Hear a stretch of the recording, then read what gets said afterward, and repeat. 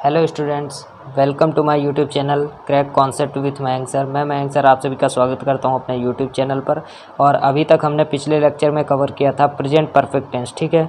तो इस बार हम कवर करने वाले हैं प्रेजेंट परफेक्ट कॉन्टिन्यूअस टेंस। और ये जो प्रेजेंट परफेक्ट कॉन्टिन्यूअस टेंस, इससे आप सभी को आइडिया लगना चाहिए कि इसमें प्रेजेंट परफेक्ट भी जुड़ा हुआ है और प्रेजेंट कॉन्टिन्यूअस भी जुड़ा हुआ है, ठीक है। तो जब तक के लिए आपको ये नहीं आएगा कि प्रेजेंट परफेक्ट टेंस क्या होता है और प्रेजेंट कॉन्टिन्यूअस टेंस, तब तक के लिए आप प्रेजेंट परफेक्ट कॉन्टिन्यूअस नहीं समझ पाएंगे। इसमें आप सभी के लिए अगर आप समझने की कोशिश भी करेंगे तो आपको सिर्फ इतना लगेगा कि मैंने ये रट करके बस सिर्फ पास कर लिया, नंबर वगैरह पा गए हैं पेपर में, ठीक है। तो इसको समझने के लिए आप सभी को प्रेजेंट परफेक्ट टेंस समझना होगा, जो कि प्रेजेंट टेंस का पार्ट है, और प्रेजेंट कॉन्टिन्यूअस टेंस भी समझना होगा, जो कि मैंने वीडियो बना करके अपने प्लेलिस्ट के अंदर अपलोड कर दी है, ठीक है। वहाँ पर जा करके आप चेक कर सकते हैं। उसमें प्रेजेंट टेंस पूरा आप अकॉर्डिंग टू, जैसे कि आप लाइन वाइज पढ़ोगे ना, तो आप सभी का कॉन्सेप्ट जो है वो बिल्कुल क्लियर होता जाएगा।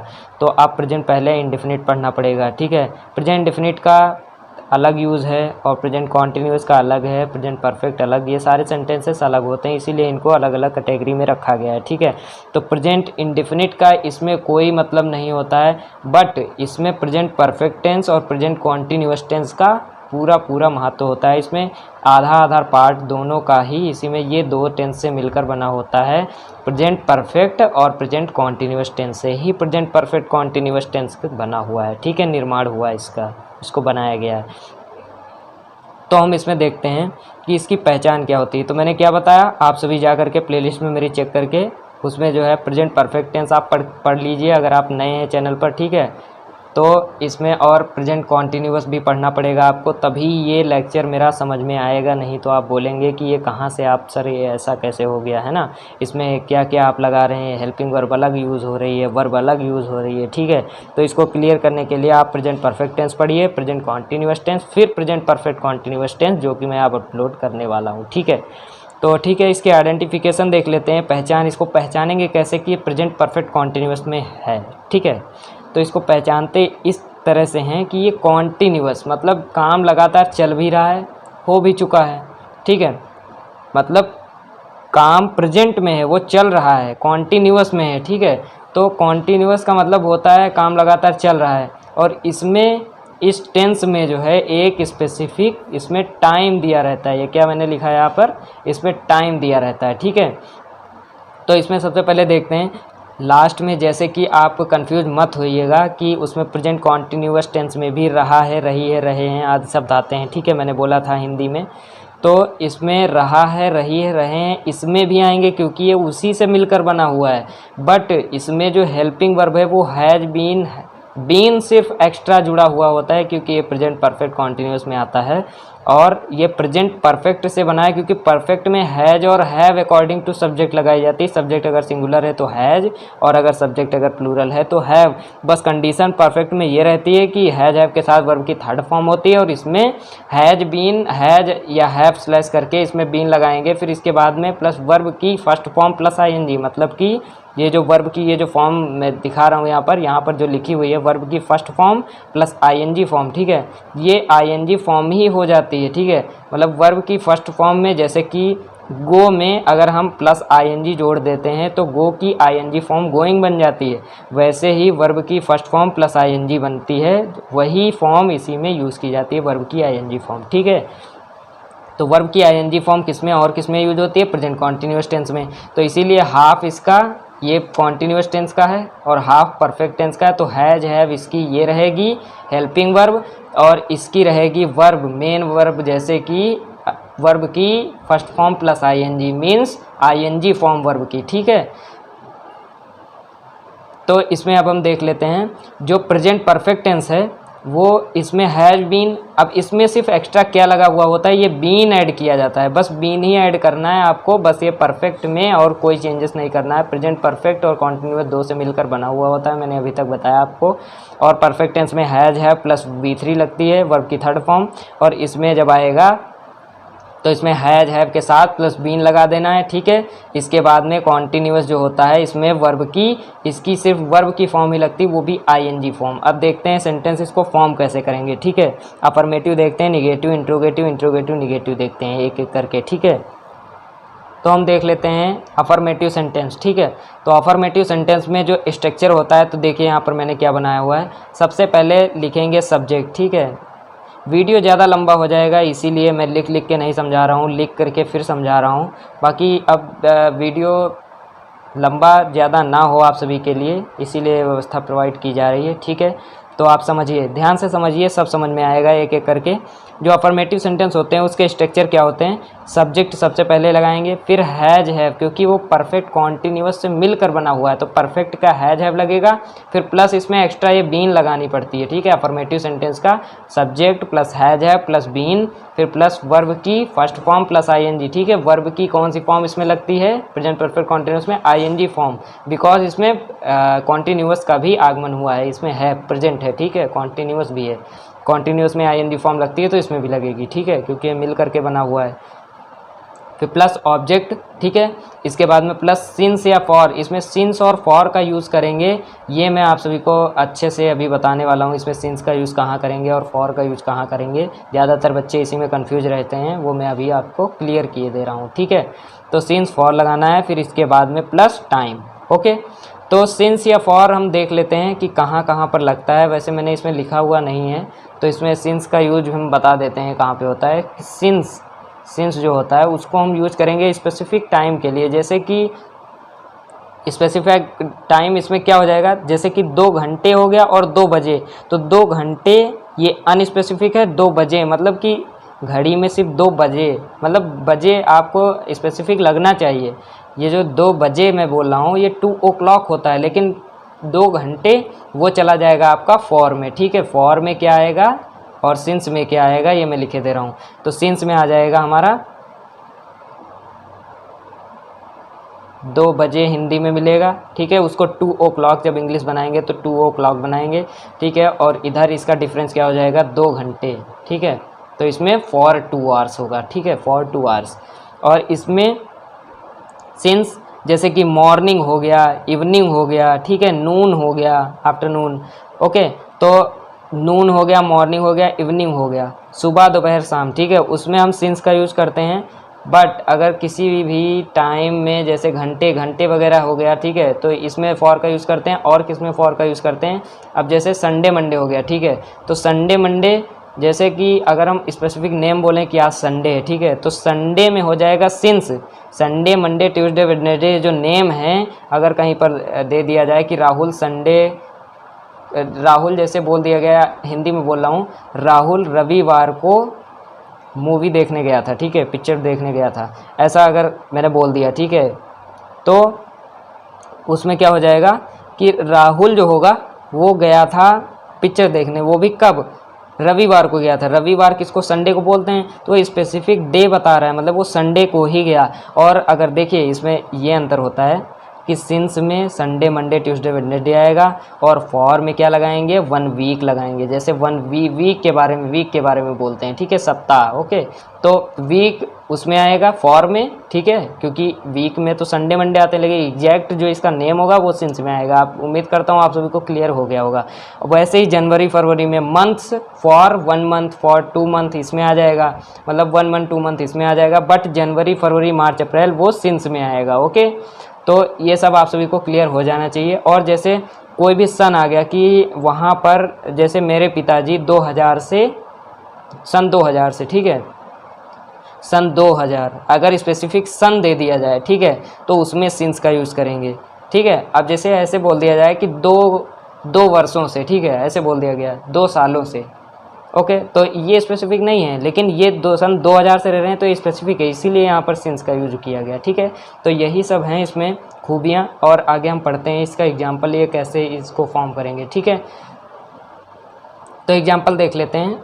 हम 3 बजे से खेल रहे हैं, ठीक है, तो हम का हो गया वी, ठीक है, हम 3 बजे से खेल रहे हैं, आई वी यू द प्लूरल माना गया है, इसीलिए हैज हैव में से एक लगाएंगे तो हैव हो जाएगा, ठीक है, हैव लगाएंगे।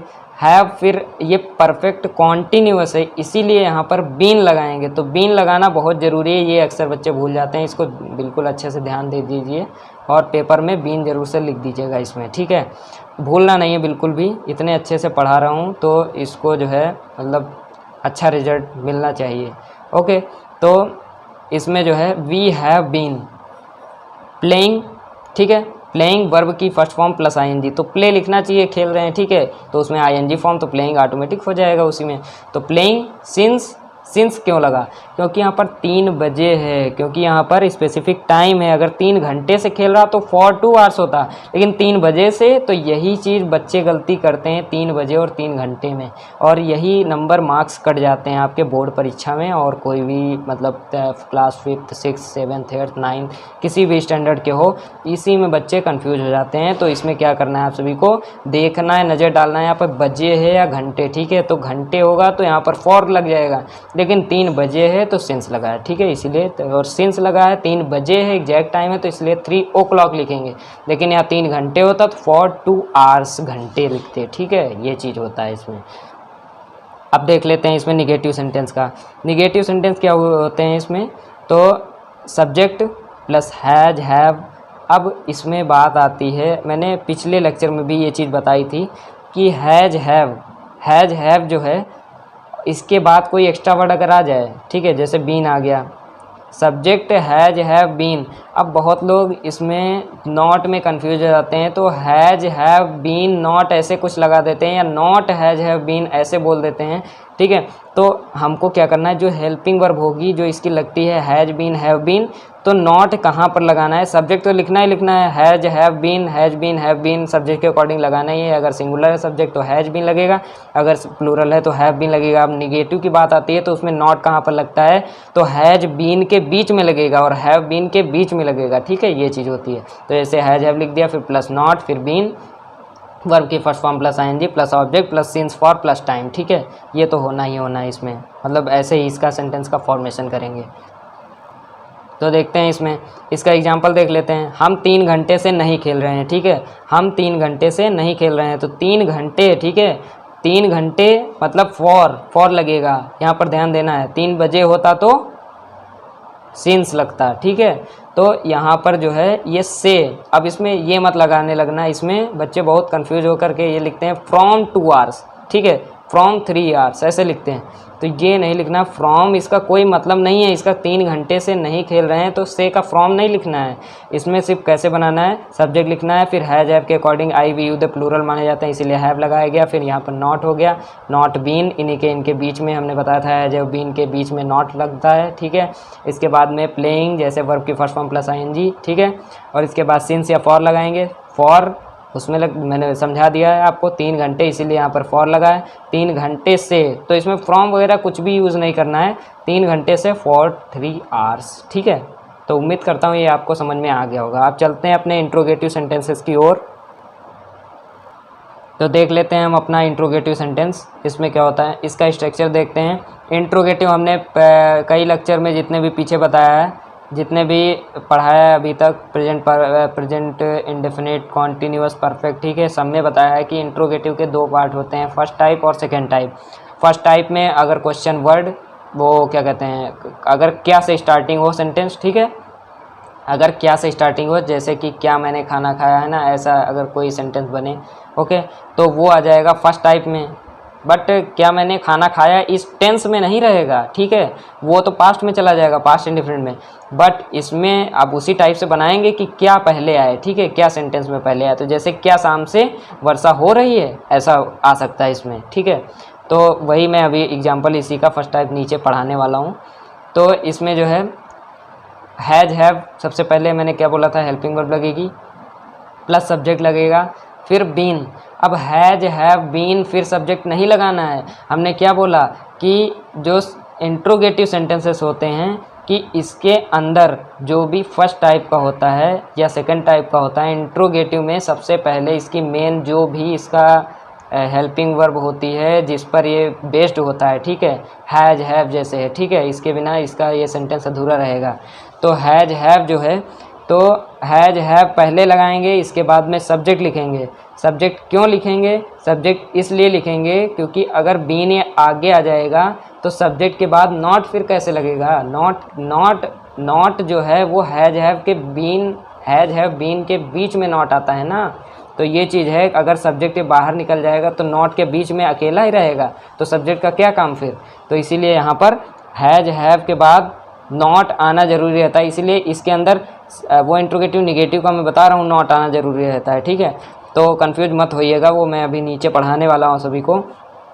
तो उसी कारण से ये जो है, अभी मैं नॉट जब वो इंट्रोगेटिव निगेटिव पढ़ाऊंगा तो आप सभी को बिल्कुल क्लियर हो जाएगा। अभी आप सिर्फ इतना समझिए कि हैज हैव प्लस सब्जेक्ट ये बीच में आता है, हैज हैव बीन के, ठीक है, सब्जेक्ट बीच में आता है, फिर प्लस वर्ब की first form plus ING plus object plus since या for plus time plus question mark, ठीक है, क्वेश्चन मार्क जरूर से लगा देना। और इसमें फर्स्ट टाइप क्या होता है? यदि क्या से वाक्य शुरू हो, ठीक है। तो अब देख लेते हैं सेकंड टाइप क्या होता है। तो सेकंड टाइप होता है क्वेश्चन वर्ड प्लस हैज या हैव, ठीक है, plus subject plus been, okay. यहाँ पर क्या होता है? क्वेश्चन वर्ड, अब भाई सेकंड टाइप है तो उसमें क्या तो आएगा नहीं, क्या आएगा तो अगर बीच में आएगा तब भी वो क्वेश्चन वर्ड माना जाएगा। अगर क्या पहले आए तब ये रूल लगेगा, और अगर क्या बाद में आए, ठीक है, या फिर कोई दूसरा क्वेश्चन वर्ड आए सेंटेंस के मिडिल में, ठीक है, तो वो क्वेश्चन वर्ड से स्टार्टिंग होगा और इसकी मेन ये हेल्पिंग वर्ड लिखी जाएगी हैज हैव, फिर बीन के बीच में हैज या हैव बीन, हैज बीन या हैव बीन के बीच में सब्जेक्ट लगता है, ठीक है, वो लगा दिया हमने। हैज हैव के बाद में सब्जेक्ट लगेगा, फिर बीन लगेगा, फिर वर्ब की first form plus ING plus object plus since for plus time plus question mark, ठीक है। तो अब देखते हैं एग्जाम्पल, ये जो फर्स्ट टाइप का है ये एग्जाम्पल हम देख लेते हैं। अभी इंट्रोगेटिव निगेटिव मैं नीचे पढ़ाने वाला हूँ, उसमें आप सभी का ये इंट्रोगेटिव का ये जो पार्ट है ये मैं अभी क्लियर कर दूंगा कि सब्जेक्ट के बीच में ही क्यों लगाते हैं, ठीक है। तो इसीलिए देखो, for example of first type क्या हो जाएगा? क्या शाम से वर्षा हो रही है? तो भाई बारिश का है, इसमें जो ये रूल होता है ग्रामर का, बारिश में इट का प्रयोग किया जाता है, तो इसीलिए हैज़, कहीं पर भी वर्षा की बात आ जाए तो आपको इट लगाना है, ठीक है।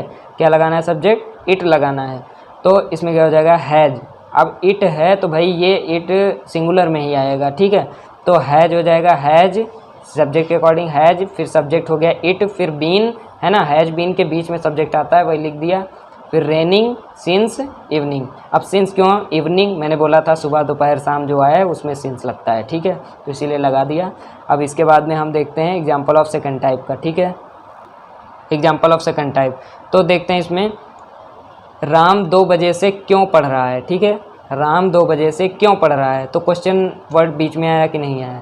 तो क्वेश्चन वर्ड को हम पहले लिखेंगे, फिर उसकी हेल्पिंग वर्ड लिखेंगे हैज, वो भी किसके अकॉर्डिंग? राम के अकॉर्डिंग। ये राम एक ही पर्सन है, एक ही का नाम है, इसीलिए यहाँ पर हैज लगा, नहीं तो हैव लगता। अगर वे 2 बजे से क्यों पढ़ रहे हैं होता तो यहाँ पर हैव दे होता, ठीक है।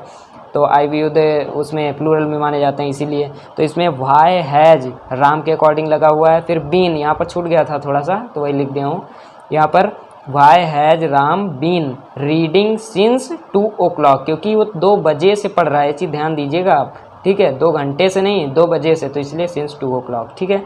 अब आते हैं हम अपने इंट्रोगेटिव निगेटिव सेंटेंस पर, जो कि हमारा नेक्स्ट है टॉपिक, ठीक है। तो इसमें आता है स्ट्रक्चर में first type, okay. First type इसका भी होगा, इंट्रोगेटिव है तो भाई फर्स्ट और सेकंड टाइप तो होना बनता है, इसमें होगा ज़रूर, ठीक है। अगर क्या पहले आया हो तो किससे बनाते हैं हम? अगर क्या पहले आया हो, क्या से सेंटेंस स्टार्ट हुआ हो, जैसे कि क्या, जैसे यहाँ पर बोल दिया जाए क्या राम 2 बजे से नहीं पढ़ रहा है, तो इंट्रोगेटिव फर्स्ट टाइप का भी हो गया, क्या से स्टार्टिंग भी है और नहीं भी आ गया, ठीक है भाई जान, मैंने नहीं उसमें ऐड कर दिया, ठीक है। तो नहीं से बना दिया सेंटेंस, तो क्या राम 2 बजे से नहीं पढ़ रहा है, तो भाई वो आ जाएगा इंट्रोगेटिव निगेटिव के फर्स्ट टाइप में, ठीक है, ये चीज़ होता है।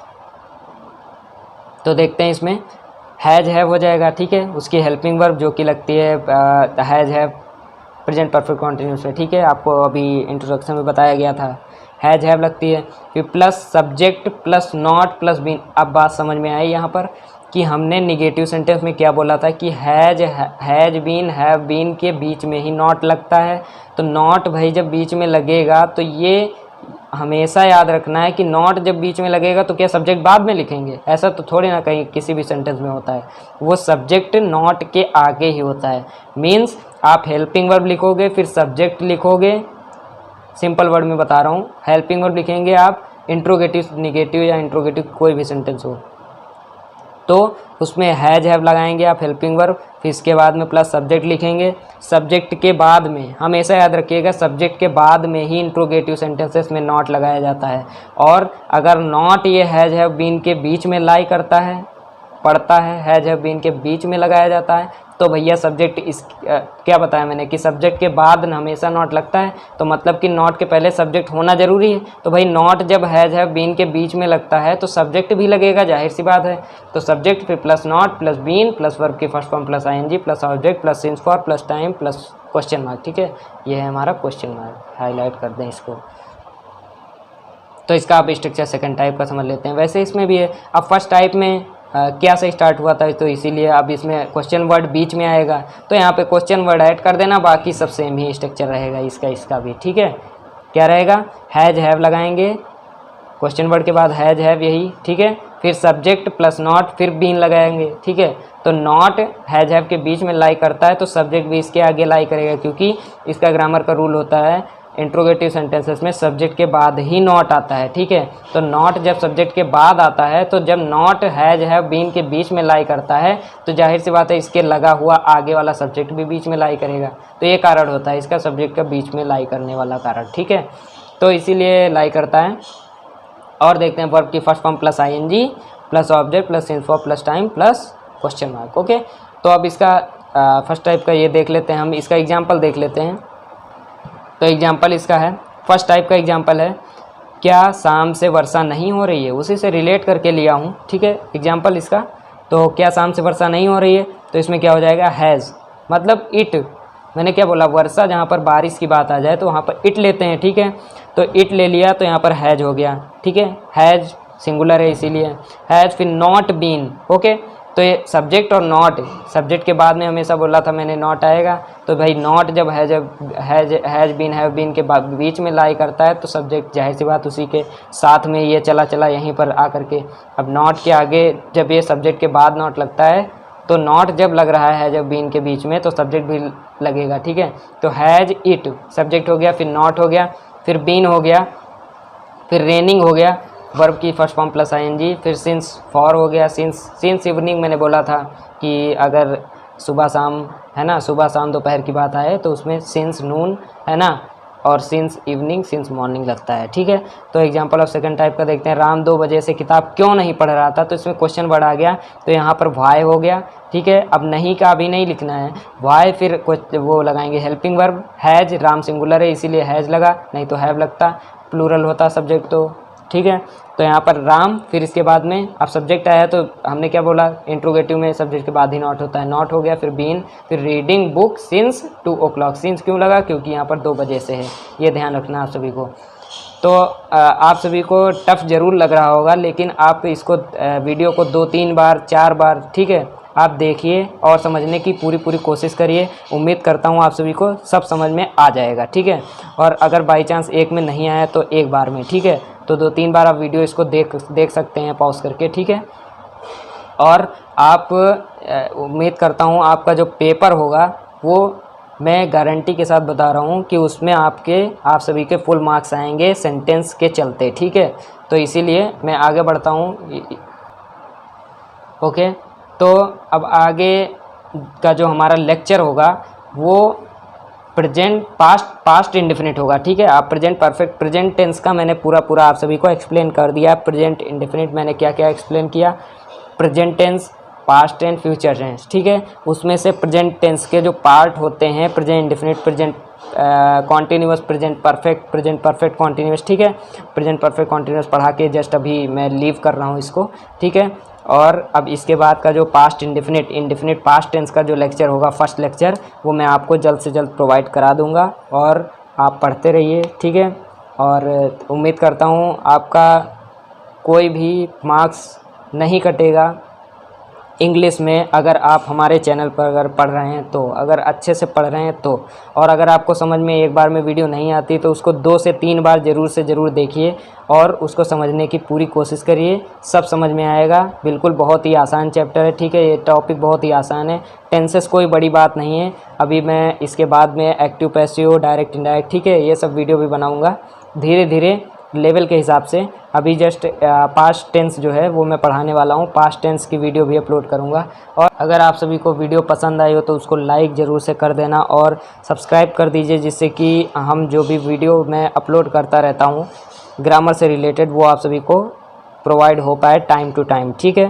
तो चलता हूँ, अब एक नई वीडियो के साथ मिलूँगा पास्ट इंडेफिनिट टेंस। तब तक के लिए थैंक यू।